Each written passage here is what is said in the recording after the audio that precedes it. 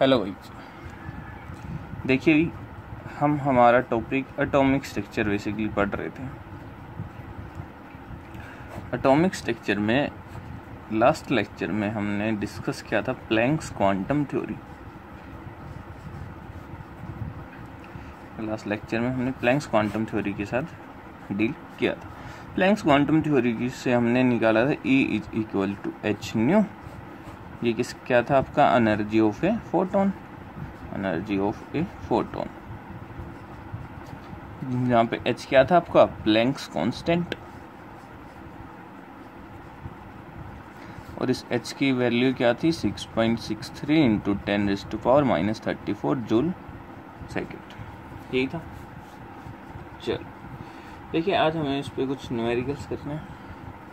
इस हमने कम्प्लीटली आपका n फोटोन्स की एनर्जी क्या हो जाएगी? NH new. ये भी हमने डिस्कस किया था। हमें पता है फ्रीक्वेंसी किसके इक्वल होती है? C by lambda. आपकी फ्रीक्वेंसी किसकी इक्वल होती है? C by lambda. हमने लास्ट क्लास में ये चीज़ देखा था। सो आपकी एनर्जी अगर मैं ये वैल्यू पुट कर दूँ, एनर्जी ऑफ ए फोटोन क्या आ जाएगा? Hc by lambda. और इस Hc बाई लैम्डा की वैल्यू आपकी आएगी 1240 electron volt nanometre divided by lambda in nanometre. ये आपको याद रखना है आपके न्यूमेरिकल्स के लिए। ये क्या है? Electron volt nanometre. और जो लैम्डा की वैल्यू आप पुट करोगे वो किसमें पुट करोगे? इन नैनोमीटर। ये कहाँ से आ गया? Hc बेसिकली H हमें पता है 6.63 इंटू 10⁻⁻34 इंटू C हमें पता है क्या है आपका? 3 इंटू 10⁻⁻8। यही है। तो ये आपका आ गया। ये जब इस वैल्यू को आप सोल्व करोगे तो आपके पास आ जाएगा अप्रोक्सीमेटली 1240 इलेक्ट्रॉन वोल्ट नैनोमीटर आपके पास आ जाएगा। अब इलेक्ट्रॉन वोल्ट की वैल्यू भी आपको पता होनी चाहिए। 1 electron volt is equal to 1.6 into 10⁻⁻19 coulomb. ये वैल्यू भी आपको पता होनी चाहिए, ये आपके काम आएगी। ठीक है भाई, ये सब आपको पता होना चाहिए। बाकी अभी कूलम नहीं, सॉरी, जूल एनर्जी की यूनिट होती है। क्या होती है? एनर्जी की जूल। अब इसके ऊपर कुछ सिंपल से न्यूमेरिकल करते हैं। सपोज करो हमें गिवन था क्या? Calculate the energy of a photon if frequency of radiation is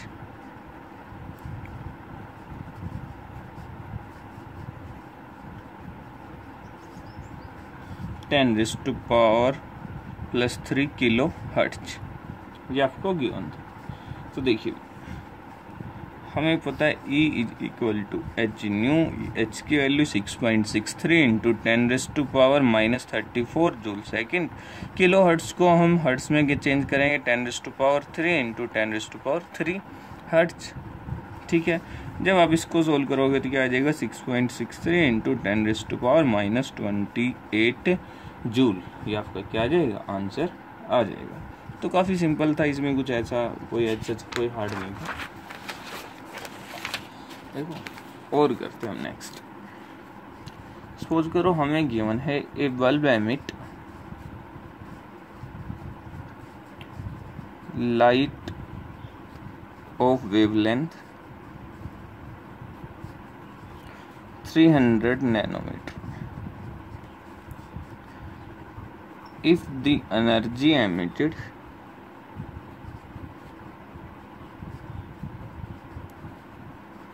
by the bulb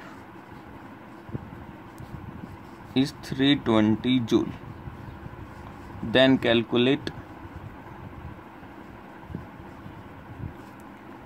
number of photons emitted by bulb।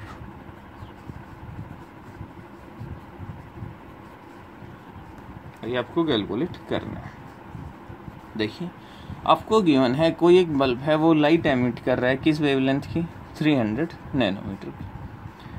If the energy emitted by bulb is 320 joule. The number of photon हमें पता है E is equal to NH nu. और N h nu को क्या लिख सकते हैं हम, सी बाई लेमडा। सो ये किसके इक्वल आ जाएगा, N into 1240 electron volt nanometre divided by lambda. Lambda आपका कितना है, 300 नैनोमीटर। ये वैल्यू आप पुट कर दीजिए, 320 जूल। क्या आ गया, एन ये कितना आ जाएगा, ये 0 से 0 कैंसिल, ये इसको करेगा, ये आ गया डिवाइडेड बाई 30। इलेक्ट्रॉन वोल्ट को जूल में कन्वर्ट करेंगे, 1.6 into 10⁻⁻19 joule. So number of photon आपके कितने आ जाएंगे, 320 into 30 into 10⁻+19 divided by 124 into 1.6। तो इस वैल्यू को आप सोल्व करोगे तो आपके पास आंसर आ जाएगा 4.3 इंटू 10⁻19 फोटोन्स। तो जस्ट आपको यहाँ पे जो याद रखना है वो बस यही रखना है जो आपके काम आएगा न्यूमेरिकल्स में। HC की वैल्यू आपको पुट करनी है 1240 इलेक्ट्रॉन वोल्ट नैनोमीटर, और जो HC बाई लेमडा है वो लेमडा आपको किस में पुट करना है, इन नैनोमीटर। अगर नैनोमीटर में गिवन नहीं है तो आप उसको नैनोमीटर में चेंज कीजिए, एंगस्ट्रॉम में गिवन है या फर्दर और किसी यूनिट में अगर आपको गिवन है तो आप उसको चेंज करो। देखिए अब यहाँ पे नोट आता है कि आपका जो आपका फोटोन है वो कैसे ट्रेवल करता है विद स्पीड ऑफ लाइट, ठीक है। बट क्या हम फोटोन को पार्टिकल कहेंगे? कई बार जस्ट एक बार ये हमें क्वेश्चन पूछ लेता है कि क्या फोटोन आपका पार्टिकल है, तो ये आपके माइंड में क्लियरली होना चाहिए। फोटोन का जो रेस्ट मास होता है वो 0 होता है, और फोटोन का रेस्ट मास 0 होने की वजह से हम फोटोन को पार्टिकल नहीं बोलते हैं। तो यहाँ पे हम लिख रहे हैं photon is not called particle because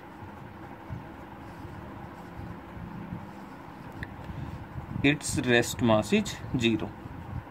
अगर आपसे कोई पूछे क्या फोटोन पार्टिकल है तो बिल्कुल भी नहीं है। बट जब फोटोन ट्रेवल करेगा तो ट्रेवल करने की वजह से उस फोटोन के पास क्या रहेगा, mass due to its kinetic energy. ये चीज भी यहीं पे लिख देता हूं, but when photon travels it have mass due to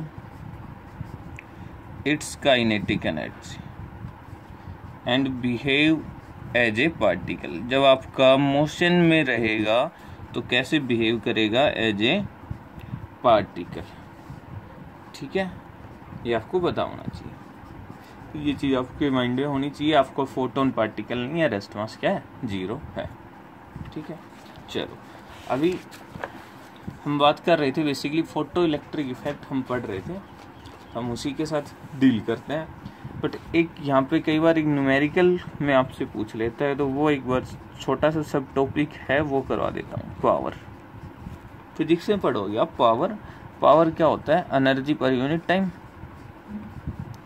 power आपका क्या रहता है, एनर्जी पर यूनिट टाइम। सो यहाँ पे एनर्जी क्या है आपकी, NHC by lambda divided by time. इसको मैं ये लिख सकता हूँ N/T into HC by lambda. ये जो N/T है ये आपको याद रखना है।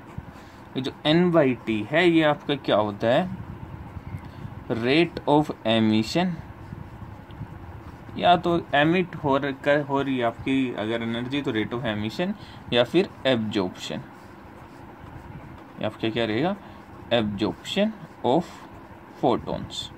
किस रेट से आपका एमिशन या एब्जॉर्प्शन हो रहा है फोटोन्स का, ये आपको बताएगा। तो ये आपको याद रखना है। एनसीईआरटी में डायरेक्ट इसके ऊपर न्यूमेरिकल भी है। आपको पावर गिवन है और उससे उन्हें पूछा rate of emission of photon, तो N/T जो है वो क्या है आपका, rate of emission of photon. एक क्वेश्चन इस पे करते हैं। A bulb rated 100 watt, watt किसकी यूनिट होती है, पावर की, emits radiation of wavelength equal to 200 nanometer. If light from bulb is incident on the surface which absorb light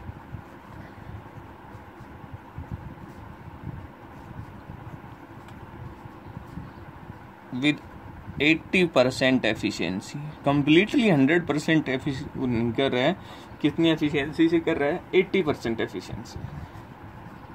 then calculate rate of absorption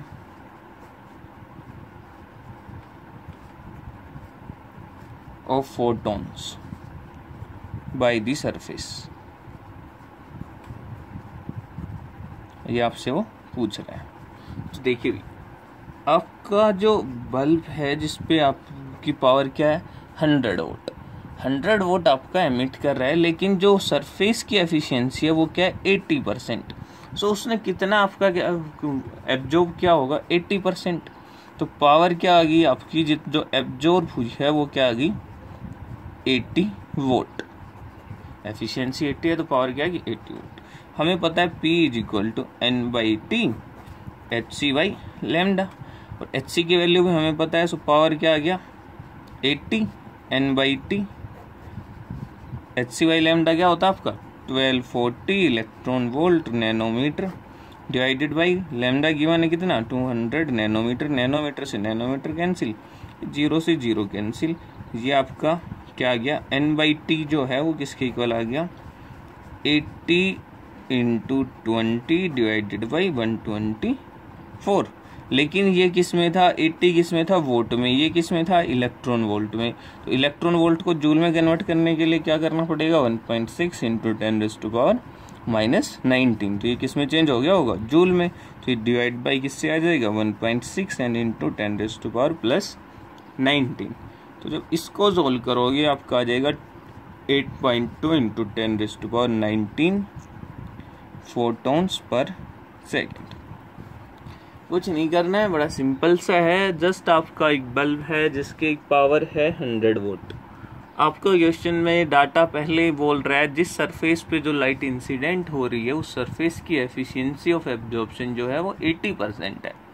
it means जो power आपके bulb ने emit की थी उसका just 80% आपका absorb हो रहा है।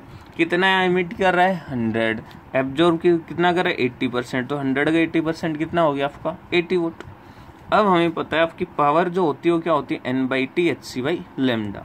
आपको वेवलेंथ गिवन है 200 नैनोमीटर। वो आपसे पूछ रहा है रेट ऑफ एब्जॉर्प्शन, वो किसके इक्वल होता है आपका N/T। N/T की वैल्यू निकालनी है, HC की वैल्यू हमें पता होती है, पावर हमें पता है। ये जो वैल्यू है ये कन्वर्जन आपको जरूर ये माइंड में यूनिट्स का आपको बिल्कुल माइंड में होना चाहिए। ये 80 क्या है vote, vote that means SI unit के अंदर है, जूल पर सेकंड की बात कर रहे हैं। वोट क्या होता है आपका जूल पर सेकंड। तो ये इलेक्ट्रॉन वोल्ट है ना आपके किस में चाहिए था हमें जूल में। सो इस इलेक्ट्रॉन वोल्ट को जूल में कन्वर्ट करने के लिए हमने 1.6 इंटू 10⁻⁻19 से मल्टीप्लाई किया। ये आपका क्या आ गया आंसर आ गया। ठीक है भाई, तो ये आपकी प्लैंक्स क्वांटम थ्योरी के कुछ बेसिक से न्यूमेरिकल थे 2-3 जो आपके एक NCERT में इसी पे आपका है, वो आप एक बार चेक कीजिए। तो देखिए अभी आपके फोटो इलेक्ट्रिक इफेक्ट चल रहा था, उसी को आगे प्रोसीड करते हैं।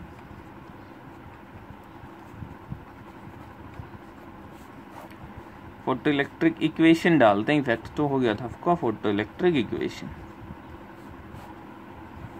देखिए फोटो इलेक्ट्रिक इफेक्ट में आपने देखा था ये आपका कोई मेटल सरफेस है, इस मेटल सरफेस पे कोई लाइट रेडिएशन आके फॉल करेगी जिसकी आपकी फ्रीक्वेंसी है न्यू, यहाँ से इलेक्ट्रॉन इजेक्ट आउट होगा। बट ये कंडीशन है आपका न्यू जो है फ्रीक्वेंसी जो है वो ग्रेटर देन और इक्वल टू एक मिनिमम सर्टेन फ्रीक्वेंसी से होना चाहिए, जिसको आपने क्या बोला था थ्रेशोल्ड फ्रीक्वेंसी। यहाँ पे आपने एक ये आपका क्या है मेटल, तो मेटल की कैरेक्टरिस्टिक बताई थी वो क्या था आपका phi work function.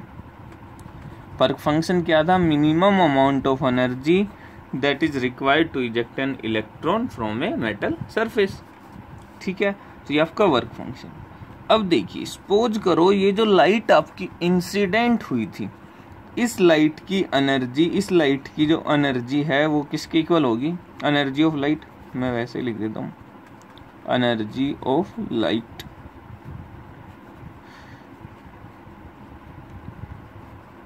Light radiation कितना हो जाएगा? H new. कितना होगा भाई? H new. लाइट रेडिएशन, या फिर आप वो लिख सकते हो एनर्जी ऑफ ए फोटोन, और एनर्जी ऑफ ए फोटोन क्या हो जाएगा? H new. अब आपका एक फोटोन आके इस पे स्ट्राइक किया और उस फोटोन की एनर्जी क्या है? H nu. ये एनर्जी आपकी कहाँ कहाँ यूटिलाइज होगी? सबसे पहली बात तो आपका वर्क फंक्शन, कुछ एनर्जी तो कहाँ रिक्वायर हो जाएगी? वर्क फंक्शन की फॉर्म में यूटिलाइज हो जाएगी। अब वर्क फंक्शन की फॉर्म में यूटिलाइज होगी, वर्क फंक्शन हमने पहले ही डिफाइन किया था, minimum energy require to eject an electron from a metal surface. But जो लेफ्ट एनर्जी रहेगी वो कहाँ जाएगी? जो लेफ्ट एनर्जी होगी वो किस में चेंज हो जाएगी? जो इजेक्टेड इलेक्ट्रॉन था आपका, उसकी काइनेटिक एनर्जी के अंदर चेंज हो जाएगी। जो इजेक्टेड इलेक्ट्रॉन थी उसकी किस में चेंज हो जाएगी? काइनेटिक एनर्जी में चेंज हो जाएगी। तो यहाँ पे हम लिख रहे हैं energy of incident light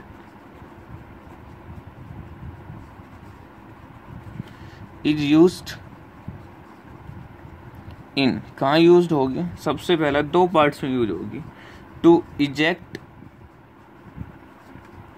the electron from the surface of metal, from the surface of metal in the form of, किसकी फॉर्म में होगा? Work function.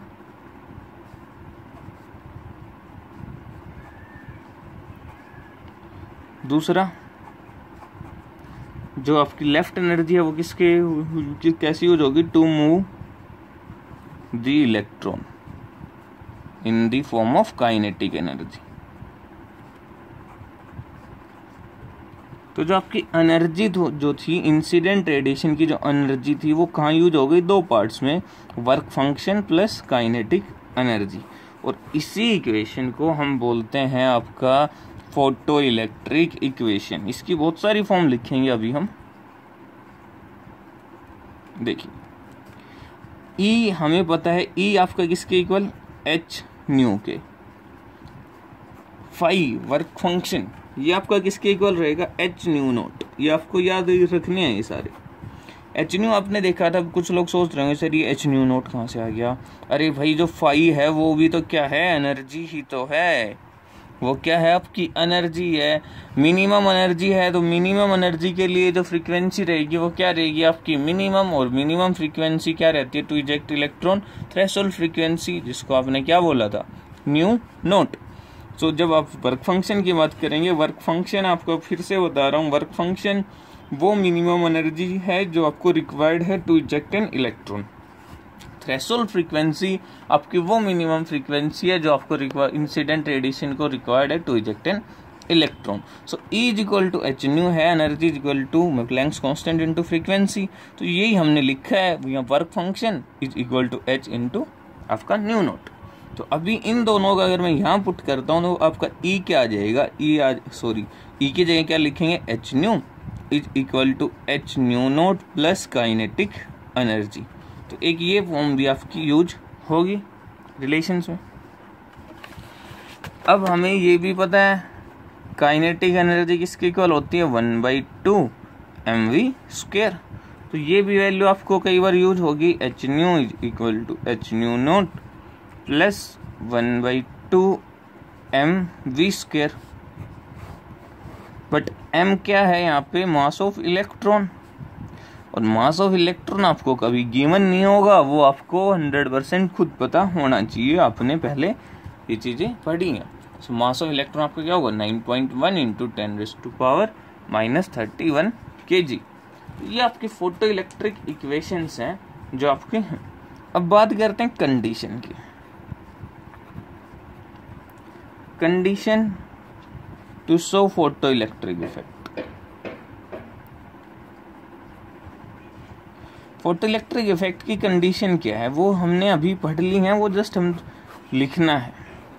First condition, if energy of incident radiation is less than work function, अगर आपकी energy incident radiation की जो energy है वो work function से कम है, या मैं बोलूँ frequency of incident radiation is less than threshold frequency, तो क्या होगा अभी फोटो इलेक्ट्रिक इफेक्ट शो नहीं होगा, no electron will be ejected, कोई भी इलेक्ट्रॉन आपका इजेक्ट आउट नहीं होगा, बिकॉज वो तो मिनिमम फ्रीक्वेंसी वो तो आपको चाहिए ही चाहिए।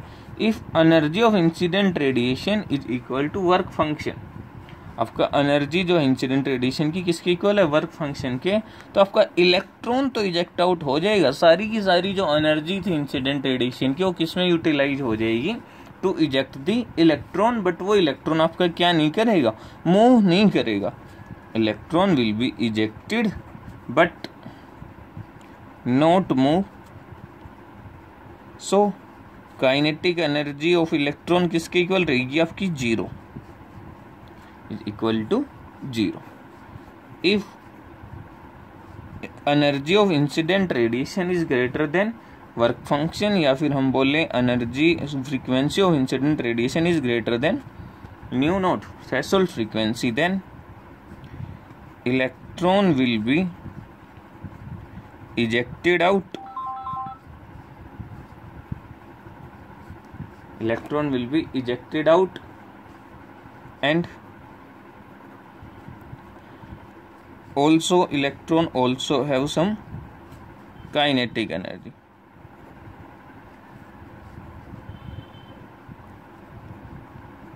ठीक है। सो फोटो इलेक्ट्रिक इफेक्ट आपको यहाँ पे क्या मिलेगा, ऑब्जर्व होगा, so photo electric effect is observed.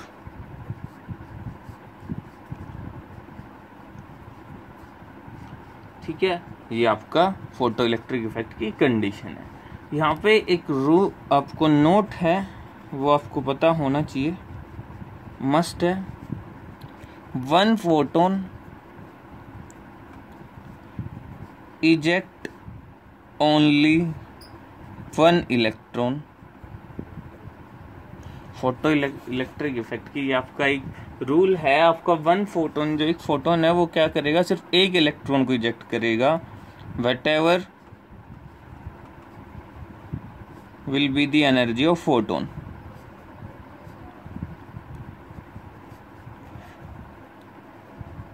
देखो कैसे समझाता हूँ इसको मैं। सपोज करो ये आपका मेटल सरफेस था और इस मेटल सरफेस का वर्क फंक्शन है 2 इलेक्ट्रॉन वोल्ट, दैट मीन्स इससे एक इलेक्ट्रॉन को आपको इजेक्ट आउट करने के लिए 2 इलेक्ट्रॉन वोल्ट एनर्जी की रिक्वायरमेंट है। आपकी जो रेडिएशन फॉल हो रही है उस रेडिएशन की एनर्जी है, सपोज करो इसकी एनर्जी है आपकी 8 इलेक्ट्रॉन वोल्ट, बट ऐसा नहीं होगा कि 8 इलेक्ट्रॉन वोल्ट है तो ये आपका 4 इलेक्ट्रॉन को इजेक्ट आउट कर देगा। ये आपके माइंड में बिल्कुल भी गलतफहमी नहीं होनी चाहिए। अगर एक फोटोन आया, एक फोटोन की एनर्जी जो लाइट रेडिएशन आ रही है उसके एक फोटोन की एनर्जी 8 इलेक्ट्रॉन वोल्ट है, तो 8 आपके इलेक्ट्रॉन्स को इजेक्ट आउट करेगा। एक फोटोन ऑलवेज मस्ट है कि आपका एक ही इलेक्ट्रॉन को इजेक्ट आउट करेगा। जो आपका एनर्जी जो लेफ्ट रहेगी वो किसकी फॉर्म में जाएगी, काइनेटिक एनर्जी ऑफ इलेक्ट्रॉन्स की फॉर्म में यूटिलाइज होगी। ये आपको पता होना चाहिए। आई होप समझ आया होगा। नेक्स्ट लेक्चर में इस पे photo electric equation, photo electric effect के हम न्यूमेरिकल डिस्कस करेंगे। बाकी नेक्स्ट लेक्चर में देखते हैं। Thank you.